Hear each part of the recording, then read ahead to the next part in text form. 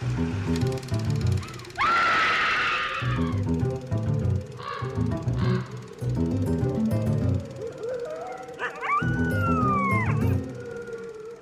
and welcome to Scream Scene, the horror movie podcast where we watch every horror movie ever made in chronological order and then we rank them from best to worst. My name's Sarah. And I'm Ben. Thank you so much for listening to us today. How are you doing, Ben? I'm okay. A little tired today. Just been moving a little slowly. We had dinner with my parents. That was really nice. Yeah, how are you? Doing good. Some friends are in town, so I got to see them. And the weather hasn't been minus 20. Sure. Which is really nice. Yeah, it's only been like, what, -5? Yeah, ish. That's Celsius. Celsius, yeah. Yeah. Though I think once you hit 0 and below, then it equals out? Or is that only at like it's minus 20? -40. I think -40 is the same in both. Okay, well, hopefully we don't get to that. Yeah. But I'm very excited for today's episode. Yeah, so I don't know what we're going to get. Oh, I have a feeling of what we're going to get. It's going to be terrible. We'll see. This week's episode is The Monster of Piedras Blancas from 1959, a movie that we kind of missed and we're cycling back to. Not like really, it's still, 1959, but I just had not ever heard of it. So we had to cycle back to it. But this movie is basically the product of two disgruntled Universal International employees, Jack Keevan and Irvin Berwick. Okay. So Keevan was born in 1912 in Pittsburgh, and he had been a makeup artist going back all the way to The Wizard of Oz in 1939. He'd worked for Universal International all throughout the 1950s on projects like Abbott and Costello Meet Frankenstein, It Came from Outer Space, Abbott and Costello Meet Dr. Jekyll and Mr. Hyde, The Creature from the Black Lagoon, and Monster on the Campus. On Creature from the Black Lagoon, Keevan had sculpted the creature's bodysuit from the neck down based on the designs of creator Millicent Patrick. Okay. Now, like Patrick, Keevan had been sort of the victim of Bud Westmore's jealousy. He had never been credited on any of the films he worked on. Now, to be fair, that was kind of standard in the 1950s. Like the head of the department would get credited on the movie, and then everyone else is just a employee of that department. However, if there was special makeup involved or kind of special effects or things like that, typically then someone would get a special credit. Would a bodysuit count as that? I think what was the issue more for Keevan was that in, press for these movies, in kind of communications about these movies internally or externally, industry magazines, whatever, Westmore tended to pretend that there was no makeup department, that he was like Jack Pierce and just kind of did it all himself. And Keevan basically decided he'd had enough and quit. Irvin Berwick, meanwhile, was born in 1914 in New York and had been a child prodigy concert pianist. Wild. But ultimately, he found work as a dialogue coach, first at Columbia and then at Universal. In 1958, Universal International was going through a period of financial difficulties. In order to drum up cash, for instance, the studio sold its lot to the talent agency MCA that year, so that MCA could use it for its television production subsidiary and basically also rent it back to Universal. And as well, Universal International laid off a significant number of contract staff, including Berwick. So Berwick and Keevan got together to form Van Wyck Productions. Sure. To make their own independent movies. Their first production would be a takeoff on Creature from the Black Lagoon, The Monster of Piedras Blancas. So Keevan made the monster suit himself for this, inspired by the Gill Man and also by the discovery of Diplovertebron fossils that year. Diplovertebrons are like a kind of 1.5 foot long amphibious crocodile from 310 million years ago. So it's exactly Creature from the Black Lagoon. Yeah. It's just you know, he doesn't have Millicent Patrick, and he doesn't have the guy who sculpted the headpiece, whose name I am blanking on right now. And he doesn't have, I guess, Bud Westmore to yell at him. So it's just him making the monster suit. Okay, so we're in 1959. Yeah. What year was Creature? 54. 5 years. Yeah, they're pushing it. Well, especially because Universal's already done 2 sequels to Creature, right? Yeah. So to save time and money, Keevan reused the feet from the Metaluna mutant from This Island Earth and the hands of the mole people. Oh, no. You know, that fantastic Universal movie that we have watched and discovered it was not horror. The suit, the monster suit for this movie, would actually later be reused in Flipper's Monster, an episode of the 1960s Flipper TV show. I was just about to ask. Which was directed by Rico Browning, the underwater performer of The Gill Man. Do you think that's why they chose this suit?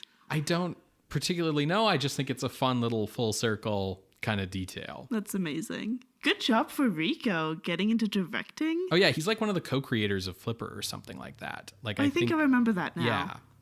With all the financial problems that Universal was going through at this time, they ended up giving Van Wyck Productions sweetheart deals to rent vehicles and equipment in order to sort of aid the production and make it easier for the film, because this movie ended up hiring a lot of the recently laid off Universal staff. So what's a sweetheart deal? That's where you basically like give someone a big discount because you like them. Right? Like where it's just like, you know, I'm going to be nice to friends you. And family. Yeah, exactly. So something where they were getting like, you know, way below industry rates on these so that the movie could get made and these people who'd been laid off by the studio could get some work. That helped keep the budget down to $29,000. Oh my God. The film's cast was the usual low-budget mix of old-timers and newcomers. Actors like Les Tremayne, Forrest Lewis, and John Harmon had all been acting since the 1930s, while the 30-year-old actor Don Sullivan would also appear in The Giant Gila Monster in 1959. Will we be watching that? No, it's a giant monster movie, so it's been disqualified. That branch of the tree has been pruned. Yeah. Yeah. In fact, 29-year-old Jean Carmen might have been the best known name in the cast to like audiences. And even then, she wasn't much of an actress. How was she known? So she was originally from Arkansas. She ran away from home at age 13 to go to New York and become a star. And once she arrived in New York, she became a burlesque dancer and then a model and then a successful pinup girl. Okay. From there, she found her biggest success as a trick shot golfer, touring country clubs and like county fairs and things with her manager and her husband. 2 separate people or same person? That's 2 separate people. Okay. That's also very interesting because I believe this is still in the era of women not being allowed into country clubs. Yes. Most country clubs anyway. There would be maybe in the 1950s like women's clubs specifically, but yeah. Now, in the early 1950s, she met a member of the Chicago Mafia named Johnny Rosselli, and she dropped her husband to get with him, and then they traveled to Las Vegas, where they ran a scam at the Desert Inn Casino and Hotel, where they would hustle rich folk into betting against her winning games at the casino golf course, because it was like, hey, she's a dumb, like, hot pinup girl bimbo. Like, there's no way that she's going to beat you at golf. And then she would. Yeah. Yeah. It'd be like one of those, like... Yeah, you're thinking of hustling at pool. Yeah. Yeah, it's that, but on the hustling. golf course, Yeah. yes. Rosselli also introduced Carmen to Frank Sinatra, who took her away from Las Vegas and over to Hollywood. Once in Hollywood, she started appearing in sort of ethnic, exotic beauty roles in B-movies, at least until she dyed her dark hair platinum blonde, and then she started getting, like, bombshell roles, also in B-movies. Yeah. Yeah. This is one of her few, like, lead parts in this indie horror B-movie. Now, this is where things get a little odd. After the death of Marilyn Monroe in 1962, Carmen was contacted once more by Rosselli, and he told her to get out of town. She felt her life was in danger, so she fled to Arizona, changed her name, ditched the blonde look, married, had 3 kids, and never talked about her former life with anyone until a magazine interview in 2007, a couple months before she died. The role of the monster was played by stuntman Pete Dunne, who had played a mutant in Invaders from Mars, and also appears in this movie as the bartender, Eddie, which I always like that. I always like it when the suit actor gets to like be out of the suit? Yeah, appear in a different role where you see his face. There's a kid in this movie, Little Jimmy, and Little Jimmy is played by the director's son, Wayne Berwick. So The Monster of Piedras Blancas was released on April 11th, 1959, on a double feature with a bizarre movie about criminal smugglers in the Florida Everglades who work with like the native Seminole population there. The movie's called Okefenokee, which I think is a place name in Florida somewhere. Anyways, super weird movie. The Monster of Piedras Blancas received mainly negative reviews from critics, with the consensus being that it looked amateurish. Like that word amateurish came up a lot in the different reviews. I'm shocked and amazed that amateurish would be used for an indie film. But it did make enough money that Van Wyck Productions was able to make 3 more movies before their partnership was dissolved in 1967. So over the next 6 years, they make 3 more movies. Yeah, but I mean, like this movie cost like $5, so of course they made money. Yeah. As you might imagine, no one owns the copyright on this movie anymore. So it will be available for folks to watch on our YouTube playlist. Okay.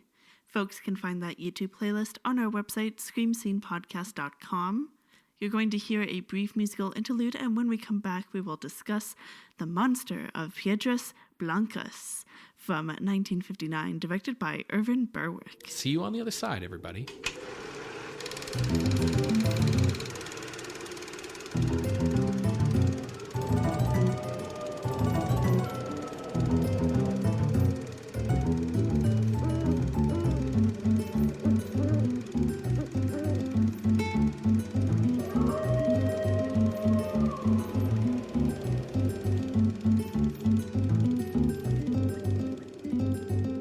Welcome back, everybody. We watched The Monster of Piedras Blancas, and to pull the curtain back a little, we watched it like 5 days ago. Yeah. It's been a little bit of a time just finding the moment to record the second half of this episode. We've had a lot going on here, and the week just kind of got away from us. If you are a regular listener, you would have been gifted a Spotify playlist from Sarah in lieu of the episode. Which, like, I'd been, like, trying to put together a playlist for Halloween for, like, the last month or so, and it just never, the songs just didn't come together correctly. It was really frustrating. And then it came together for this, so, hey, there you go. Yeah, so thank you, everyone, for your patience with waiting for this episode to come out. But, yeah, it's been just, like, a really busy week. There's just been a lot going on. It's just been a lot. So, yeah, we're recording this on a Friday, and we watched the movie on a Sunday. So, you know, we aren't as maybe sharp with our recollections as we usually are, but I've got all these notes written down. So I'm just going to trust past Ben. Yeah. Yeah. Also, it's hard not to remember everything because the movie gives you every step of what happens. We walk to a general store. We're going to be with the characters through that whole walk. So they need to go back to like the funeral home. We're going to walk all the way back with them. So I have a feeling that you and I are going to have a difference of opinion on this movie. I had that feeling on Sunday. And I was curious what like a week might do, because sometimes you'll just decide you're against a movie if you're tired enough. But That's my secret. I'm always tired. I actually liked this movie.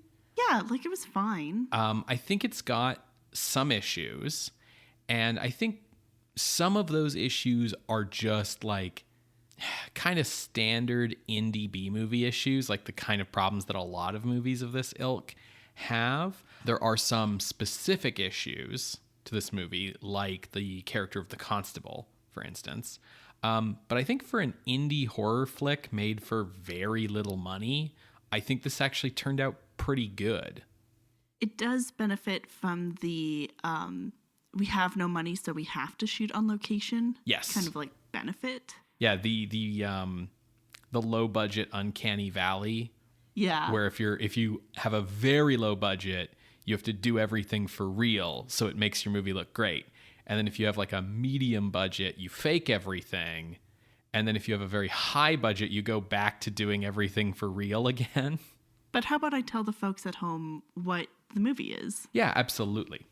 So it's the Monster of Piedras Blancas, which Piedras Blancas means white stones. It's also a real place. It's also a real place in California. We see that I don't think they shot on location at this town, though. I'm not sure. I'm pretty sure they did. They did? Oh, cool. I think it's the real town and the real lighthouse. The lighthouse photos they have on their website don't match the lighthouse that we see, so I wasn't sure. It's been 70 years. That is so very fair. But on the other hand, I will say that if it's not the town and the lighthouse that they're shooting at, it is at least a town and a lighthouse. Like, we are definitely on location for this whole movie in real places. So as the film opens, we see that there is a lighthouse keeper named Sturgis, and he's heading into town. He passes by, a murder scene or a death scene, I guess, on the beach. There's been 2 young men who had gone out fishing in their boat, and they've washed up on shore. Their heads are pretty much cut off, like nearly headless Nick kind of thing, from what people are saying, and their bodies have been drained of blood. And we see that the constable is there and he's, asking questions, whatever. But Sturgis heads past that to head to the general store run by a man named Kochek. And he's here to just get his regular groceries. And Kochek's like, I bet it was the monster of Piedras Blancas that killed those boys. Yeah, the constable's trying to make it out to be like a boating accident. But boating accidents don't typically turn people into blood Pez dispensers. Yeah, this movie starts a little bit like Jaws, you know? Yeah. Now, Constable, his name is George Mattson. Constable Mattson doesn't appreciate Kochek being like, it's the monster, because he's like, I don't want people panicking. I just want to solve what's going on. Mm-hmm. He brings in Dr. Sam Jorgensen, who confirms that those boys are dead, but also confirms how they died. And so the doctor and the constable begin to kind of investigate what's going on. Now, I will say that Constable Mattson has a really bad attitude through this whole movie. He's very just annoyed by everything and how long things take, and just is kind of a jerk, kind of just like a very 1950s patriarchal jerk. But in his defense, what I will say is this.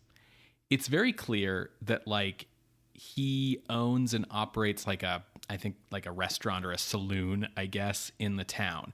It's also very clear that this is a very small town. This is a single street kind of town. He's clearly the only law enforcement officially. He's their elected sheriff or whatever. And because he runs this restaurant, you can tell that this is, this is a side gig. In a lot of small towns in America at this time, elected civic official was not something that paid you enough to do it as a full-time job. All of which is to say, the extent of his constable duties probably most of the time consist of hey, George got really fucking drunk and broke a window. Can you do something about, you know what I mean? And now he's got murders on his hands. So I can at least, empathize with his well, we just got to get this solved and get this over with, kind of attitude. I got confused by your example because the constable's first name is George. Oh, yeah. So I was like, he's arresting himself. That's what happens when it's been a week. So working at Matson's cafe restaurant Saloon is Lucy, who is the daughter of Sturgis. And she is, she's a college student home for the summer, making some extra cash. And she has a lover, a boyfriend named Fred, who's like an unspecified scientist, but probably marine biologist. Yeah, they never really explain what Fred's deal is. I read like a thing online that called him like a grad student doing research, but the movie definitely doesn't like say that at any point. He just talks about like needing to go to the beach for some specimens, and then later he looks at things in a microscope, and that's about it. Now, I know I've just like listed off a ton of people, but these are the only people we need to worry about, really. Yeah, more or less, yeah. Now, Lucy shares to Fred how her dad doesn't like people, and the people don't really like her dad. He's kind of a grumpy old man, and that she also had kind of a rough childhood after her mom died. She was like sent away to boarding school, and she's like not usually back in town, so this is kind of new for her as well. Now, we do go like, they go to the beach and they definitely have sex. And then like she comes back and like get all that told. But I'm going to skip all that. When she comes back home, it's like late at night. And she's like, I'm going to be like a free woman and like free spirit because I'm a feminist. I mean, no, I don't think that's... No, she basically says that. Her dad asks, what are they teaching you at that college? And she's like, freedom, daddy. Yeah. I was sort of thinking... Fuck you, Dad. On the other hand, like, she also establishes that, like, as a kid, she used to go, like, out swimming at night all the time because she grew up a lighthouse keeper's daughter. And so, like, thinks that this is a normal thing to do. So she goes out swimming at night, skinny dipping. Yes. And we see that, like, some kind of creature comes over and grabs her panties. Mm-hmm. She comes back, goes like, that's weird, but doesn't mention it at all. When her dad is like, were you swimming at night? Don't be doing that. That's really dangerous. And she's like, Dad, you worry too much. Though I did feel like someone was watching me. And her dad like freaks out because we also see that her dad has been leaving like scraps for some kind of creature out on the rocks. That night, Kochek gets attacked and killed at his general store by this creature. Later on in the film, we also see that a little girl who I headcanon as being Maria. From Frankenstein? From Frankenstein. She's carried in like it's fucking Frankenstein. She gets got, and good old Eddie, the barkeep / the guy who plays the creature, he gets got. All these people get got the same way. Like it's the severed head, perfectly severed, no blood left. Mm-hmm. But yeah, the sight of the creature carrying the severed head of the dude who's in the creature suit, like that's great. Honestly, whoever came up with like that gag, good on you. Yeah. Now I will say that when we see the two dead kids on the beach in the boat, we don't see anything. When we learn that Kochek has been attacked and killed in the night, we see, like, shoulders down, lying down, but we don't see any gore or anything. The only first bit of gore that we get is when the monster is suddenly snuck up upon because he's in, like, the ice box and the sheriff is here to investigate, and the creature comes out carrying the severed head of Eddie. And you see full on that severed head. That's also our first like real glimpse of the monster as well. So I think it's very quick though. It's very quick, but I think it makes sense as like linking those two things, like having our first big gore and our first real glimpse of the monster like happening at the same point in terms of like building up, you know, audience suspense and so on. So the creature like walks out the front door with Eddie's head. Yep. And the sheriff and the doctor are like, well, that was weird. They don't go chase him or anything. No. But they do find a scale at this general store. the doctor, as well as Fred, because marine biologist maybe, they start studying the scale, and they determine that it's related to an extinct species called the Diplovertebron, which kind of was like a crocodile-like creature, but it's extinct. And also, the scale means that this creature would need to be huge compared to the size of the fossilized Diplovertebrons that we've seen. So they're like, this is weird. I feel like I've seen a movie about this. Meanwhile, the constable's like, enough with this egghead shit. Just find him. And it's like, dude, you have multiple crime scenes. Yeah, and don't you have to go notify families? Right, and okay, it's gonna take them a while to look at things in a microscope. Why are you here breathing down their neck in person? Yeah, you have other stuff you can be doing. Anyways. Delegate, my dude. Around the same time, Lucy discovers her dad injured on the rocks. Their lighthouse is kind of on a bit of a cliff, and she brings him in, and the sheriff, Fred, the doctor, they're all here as well to kind of make sure he's all right. Once he's alone with Lucy, Sturgis shares that he knows that there's a creature out in those caves and discovered it just happenstance, and so he started feeding it, just oh, this is a poor creature, let me just feed you some fish. Then the creature would stop eating fish, so he went to meat scraps, and now it's seemed to have developed a taste for human flesh. Yeah, there's this whole thing about how at the start of the movie, Kochek didn't have his meat scraps because he was late picking them up or whatever, so he just gave them to someone else. So the implication is that the creature got hungry because he didn't have his meat scraps, and for whatever reason decided to walk all the way into town and kill Kochek, and then was human blood, and now is into people.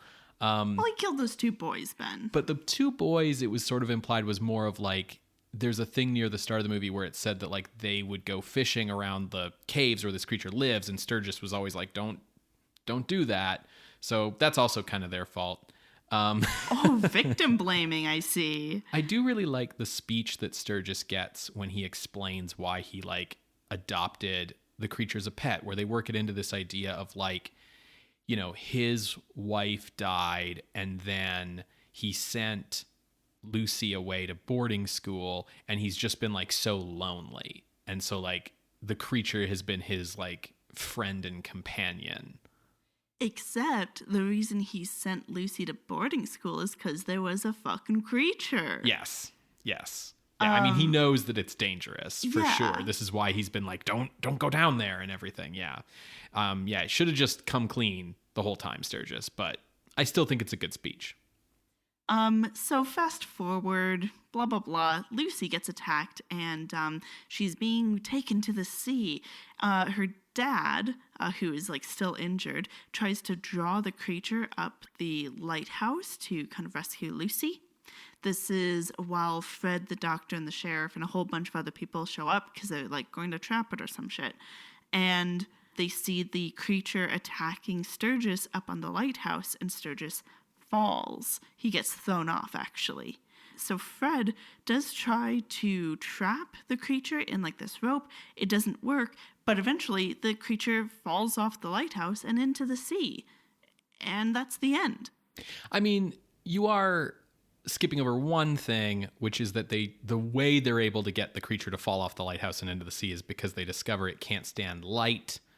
And I feel like I feel like I should mention that, if only because it means that the way they solve the problem at the end is using the lighthouse light to drive it off. So I feel, it's Chekhov's lighthouse, right? The lighthouse thing becomes relevant, right? So I feel like that's worth saying. That's fair. Also, I do have a question for you. Yeah. Because Fred's trap doesn't work, and then he realizes that light is the thing when one of the townsfolk points a flashlight at him or whatever, and he has to run up the lighthouse and light the lamp and so on. So you're a big Scooby-Doo fan. Yeah, I love that Fred's plan fails. Do Fred's traps ever work? Usually not in the way they are intended. Got it. Right? Because he'll do them and they fail. And then there might be a case where, like, because Scooby and Shaggy are running around, like, they, like, re-trip up the Right. monster. So Yeah, it's yeah. still, like, they technically work. Right. But yeah, definitely Scooby-Doo vibes with that. Yeah. But anyway, so that's the end.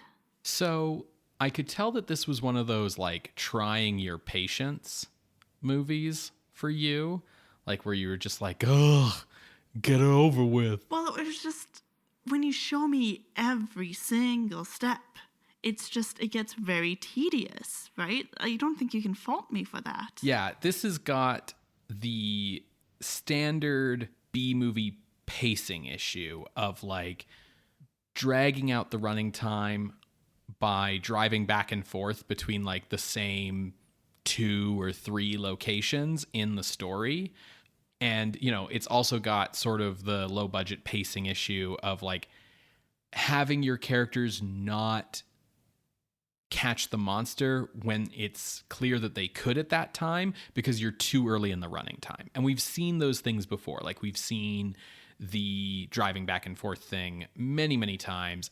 In terms of the, like there's a part where the constable's got a posse and they're all after the creature down at the coves, and the creature kind of, like, surprises one of them and, like, kills one guy, or at least maims him or something. And rather than go after the creature, which is just sort of, you know, like, Over there. right, they all, like, stop and crowd around the guy who got injured and take him back into town and let the creature get away, when, like, there's, like, 7 of them. Like, they could have, you know, split up and done both of those things, but they don't, because we're, like, you know, an hour into the hour and a half or whatever it is. I remember that being something that happened with, like, the werewolf, where there was, like, multiple hunting party scenes where we just kept going and repeating this, like, hunting party idea. And in a more, like, economic movie, like, you would do that one time and have that be the time. But when you're having to drag things out because you don't have enough story to fill an hour and a half, this is kind of what happens. So you definitely see all of these pacing issues. It is also, like, absolutely a Creature from the Black Lagoon ripoff. Yeah, that's the other thing, that, like, even when they were doing their own thing, it was still all just ripping off from Creature from the Black Lagoon in terms of the creature origin, the way that the posse goes after the creature, of, like, don't go after him alone, like, shoot and we'll come to you. They did that in the Revenge of the Creature. I don't want to say that there's no original thought or creativity here, because I think they're just, like, heavily relying on these other things. They have, like, interesting, like, ways of connecting the dots, but these are all dots we've seen before. I do think you have to keep in mind that, like, this movie is essentially the product of a suit maker, a dialogue coach, and a bunch of laid off crewmen coming together to kind of make their own movie. And so I think the fact that they're, like, using as a template stuff from the movies they've worked on makes sense. And the fact that there's not a lot of, like, originality here, I don't fault them a lot for that. I think that while this is definitely a ripoff, all things considered, I don't think it's a bad one. Yeah, there was one review that you mentioned in the context setting of describing this film as amateurish. And yes-ish, but it's definitely not the worst we've seen. Yeah, I actually think that, you know, I wasn't surprised when I read that review. I was like, oh yeah, that tracks. But I actually think, like, this isn't amateurish. It's got a lot of the same problems that other B movies have. But, like, again, I think the reason I keep bringing up that those pacing problems are things we've seen in other B movies is to emphasize that, like, this movie isn't especially bad. Yeah. Right? It's like, yeah, normal ass fucking B movies do that. Like, I think that this is way less amateurish than, like, the earliest Roger Corman stuff. Absolutely. I would agree. And I think even, like, the monster design is comparable to Roger Corman, but better executed in the film. Well, it's for, like, those early Roger Corman movies. Yeah, like that's the thing. I think this movie's secret weapon is the fact that it was made by laid off people from Universal, right? Like, the movie might be bad, but it ends up being way better than a lot of other people's first movies because all the people working on it are professionals who have been on it's a not movie their set. first movie. Exactly. And with like the monster, so I think the monster itself is kind of a mixed bag. From the neck down, I think it looks pretty great, which isn't surprising because that was the part of Gilman that Keevan made. He's basically, the appearance from the neck down is just exactly the Gilman, but with the Metaluna mutant's feet and the hands of a mole person painted green. But well, I don't know if they were painted green. It's black and white, man. But the face is a little problematic. Not in like a Tumblr sense. I wouldn't call it problematic. I would say it's confused. Yeah. Because it's like a hog face, like a warthog. And then also the sound effects they use are like that as well, which is very confusing because we explicitly describe this as a crocodile-like creature. Yeah, and I think that shows that Keevan, wasn't the designer of Gilman, and he also wasn't the sculptor of the head. That was Chris Mueller Jr. So he's kind of making the head all on its own. And I don't think it's poorly made. It's just the wrong design for what has been set up. Yeah, with the sort of like flaring nostrils and the like rodent teeth, and even like I think it has like little horns and small eyes. It looks like a green Japanese oni as the monster head to a crocodile man. So it's just very incongruous. But I don't think again, coming back to the Roger Corman comparison, even if the parts of this monster are copied off of other monsters, and thus it's not as creative as a Paul Blaisdell design, on like a technical craft level, it's much better than like almost any Paul Blaisdell suit. I will say that the guy who plays the creature does all right, but it feels a little too ape. Yes, he really gives it like an ape man thing. There's not a lot that's very reptilian about it. However, coming back to that low budget Uncanny Valley thing, what I will give that guy credit for is like that's really the stuntman in the real monster suit scrambling up the glass side of a real lighthouse tower, which was pretty wild and did impress me. Yeah, for sure. And they got what Gilman and these monsters are all about. They're perverts. Yeah, I did want to talk about this. It steals her panties explicitly. And not only does it steal her panties, there's a point later in the movie where like when they're trying to kind of CSI Gilman, they're trying to figure out like, well, does it see? Does it hear? Like, what are its best senses? And it's explicitly stated that this thing mostly interacts by scent. Yeah, which is, I think, maybe where they got like, large nostrils kind of idea from. But regardless, yeah, this thing is a fucking pervert. Yeah, and like, I actually think that what this movie's like biggest strength is that the script knows what kind of movie this is, and we aren't pretending we're anything other than what we are. Like, this is a movie that, basically is fully honest about like the subtext of all these Gilman monster movies. And, it knows what the audience is here for. The audience is here for babes and blood, right? And it delivers on both of those. Exactly. You've got the monster carrying the severed head, which I will say, I think a severed head explicitly on screen. There's also a later shot where they find where the monster's left the head, and it's like got a crab crawling on it and stuff. Like, I think that's a new high for gore for us. Like, I don't think we've seen anything quite that. We've seen stuff like that. We've seen severed heads, but this was really well made. Yeah, like it looked really good. Yeah, and I think it's, a step beyond what I think most people were used to. I don't think you get anything like that in the Gilman movies, for instance. And then, there's plenty of eye candy and sex appeal with Jean Carmen as Lucille. She has sex on the beach with Fred. Like, yeah, in a Rock Hudson. From Here to Eternity. Yeah. Montgomery Clift, I think, is that movie.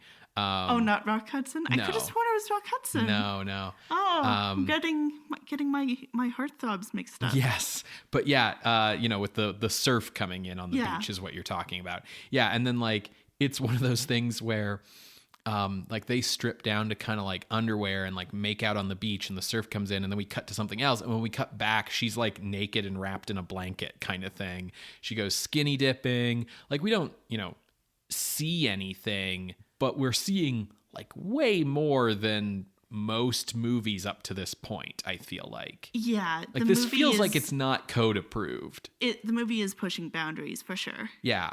And I also think that the script is, even with all the pacing issues we've identified, I think the script is surprisingly smart in the way that it is unambitious and it is making excellent use of like what resources and skills the filmmakers had. It's like, okay, I'm good at making monster suits, and like we have, this small town that's available to us, and we've got like a lighthouse we can use and a beach, and like what do we do with this?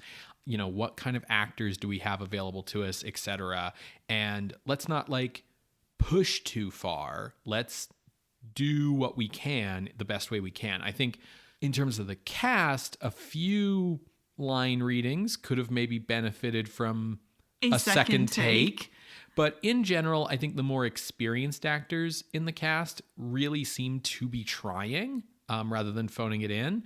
And I think that's really helping sort of carry the movie as the younger actors are struggling a little bit more. But I do think the two younger actors are likable enough, like have enough screen presence that they can carry their scenes even if they're a little wooden in their line readings. Now, do you think that the older actors going for it and like not just phoning it in is because they're professionals, or because they've seen that these like B movies can make $1 billion on a $10 budget? I don't know. Honestly, I feel like that $10 million, I feel like that number keeps going higher every time I say it, but like the major money on a very slim budget. Yes. Do you think that's like legitimized horror at all in terms of the profession? I don't think so. I think what we're seeing here in terms of the enthusiasm from the actors might just be the kind of enthusiasm you get from people doing kind of a like, let's get together with our friends and like get the band back together one last time. And like, these people we know and have worked with many times have all been laid off, and like they're making this indie movie together. And if it can be a hit, like maybe that'll save their careers. And you know what I mean? Like that kind of enthusiasm. Okay. I also think that, we've mentioned this already, but even if the day for night shooting in this movie is pretty poorly done, shooting on location really benefits it because you buy into the small town, you buy into the caves on the beach. Like those caves aren't styrofoam sets, they're real caves. The lighthouse is real. So you really buy into everything because it's all really there. And I think that really helps like shore up the parts of the movie that aren't as good. Was that on purpose? No, but I'm glad you laughed anyway. The script does have some holes in it, like why the creature drains blood and how it's making those perfectly clean decapitations when we actually see it, it's just, it's got claw fingers with like webbed hands, right? So like what is it doing and why and how? And also the thing we mentioned about like what the heck Fred's deal is. But I did think that it was well written in the sense that it never had the characters say dialogue that sounded outright stupid. Yes. And we don't get like exposition retold and retold and retold. Yeah. It's more just like, and now we go here, and then, and then, and then. Yes. But I think that like the fact that the movie tries to have this like emotional core with like Sturgis and his relationship with his daughter, and they have this like backstory about the mom and about loneliness and all this kind of stuff, like shows that, they were like trying something, they were trying to like have a movie with character in it rather than just sort of going through the motions. Well, let's look at ranking. So just for context, because that's what we do, Creature from the Black Lagoon was episode 168. It's currently ranked at number 41. Revenge of the Creature was episode 177. It is ranked at number 103. And then The Creature Walks Among Us is episode 188 and ranks at number 81. Mm-hmm. So Revenge is at the bottom of where the Creature from the Black Lagoon movies rank. But I think that's just kind of a good way to have a waypoint. So as a brief reminder of kind of the arc of those creature movies, the first creature movie is basically the first half of King Kong, where they're on the Skull Island. The second creature movie, Revenge of the Creature, is basically the second half of King Kong, where they bring him back to civilization and he gets loose. And then Creature Walks Among Us is a story about how they try to make the creature more human, and that makes the creature very sad, and he kills himself. So I think that's part of why Creature Walks Among Us ended up ranking kind of in the middle there, because it's got a little bit more going on. I definitely used the creature movies as my starting point to look at ranking, so I appreciate you giving that context. I felt that with, the gore, the sex appeal, the honesty about what the monster wants from Lucille, but more importantly, like a better climax than any of the Creature Gilman movies really ever managed, I was looking above Revenge of the Creature for this. Because the Gilman movies, the first one ends with they shoot the Gilman in the back and he sinks into the swamp. And the second one ends with they shoot the Gilman in the back and he sinks into the swamp with the exact same footage from the first movie. And then the third movie is he walks into the sea to die, but it's edited really weirdly and poorly such that you're almost like, wait, what happened? Whereas this movie, he climbs a lighthouse and then like tosses a dude off the lighthouse, and then he like falls off when they shine a light on him, and we see like, they clearly like tossed the suit off the side and into the water. Like it's much more action packed, I think. So I liked this better than Revenge of the Creature, but above Revenge of the Creature is It Came from Outer Space, which is I always think of it as the Beholder movie, but yeah. It's the one where they're in the small town and the alien is taking people over and it's a big eye monster in a cave. And I think that I liked that better. Mm-hmm. What do you think? So I used the creature movies and I determined that I did not like the Monster of Piedras Blancas better than the Revenge of the Creature because Monster of Piedras Blancas rips off the creature. Yeah. Right? I feel like there is an element of like giving credit where credit is due. We get to see Millicent Patrick. Well, yes, but we also get to see the creature from the Black Lagoon in these underwater shots in the zoo, breaking out, pushing over cars. Like it does rehash stuff from the first film, but like I think credit where credit's due. So I was looking below 103, and I settled in a short range with La Bruja as my ceiling, which is at 115. And that's because that movie is Night Court. It has a lot more money behind it, a lot more people involved. The makeup job for the witch is, how do I say this without sounding weird? Like I was going to say comparable in terms of skill level, right? Like they are not doing anything new with like showing her as like ugly and like Quasimodo kind of design. But they're pulling it off well. And so that skill level feels comparable to the creation of the monster in Piedras Blancas. So I made that my ceiling, and then my floor was Dr. Renault's Secret, because one thing that kind of really got me about Dr. Renault's Secret at number 120 is, they show a dog strung up, but in this movie we get a full decapitated head. Yeah, so for sure. That's my range. So I'm looking at the area around your range, and I'm kind of wondering if maybe I can pull you up just a little bit. I'm willing to like go with you on ranking below Revenge of the Creature, because yes, while I still think Piedras Blancas has a better climax, it was good of you to remind me of things like the creature like throwing cars around and stuff. And of course, the highlight of the creature movies is always the underwater photography, which there is none of in this film. However, the thing about La Bruja, the witch, is that the story doesn't make any goddamn sense. That movie has a nonsense story. Above La Bruja is Ladrón de Cadáveres, which is the first Mexican film to mix gothic horror and lucha libre, which makes it historically significant, not necessarily good. Above that is Onna Kyuketsuki, Lady Vampire, which was a pretty dope movie, as I recall. So I'm thinking, what if we put this below Lady Vampire and above the Body Snatchers at the new number 113, which is sort of 10 spots below what I was looking at? Yeah, no, I think that's a really good compromise. Right there at 112 is The Undead from Roger Corman. We were making a lot of Roger Corman comparisons in this movie. How do you feel about that? So the Undead is much better than this because it's sort of a few years in. Like, I think if you're comparing this to Corman, you have to be comparing it to like Monster from the Ocean Floor or Beast with a Million Eyes or like It Conquered the World, like those movies. Yeah. And I think this is better than those. But I think by the time he's getting to the Undead, I think Corman's gotten, better at making real movies.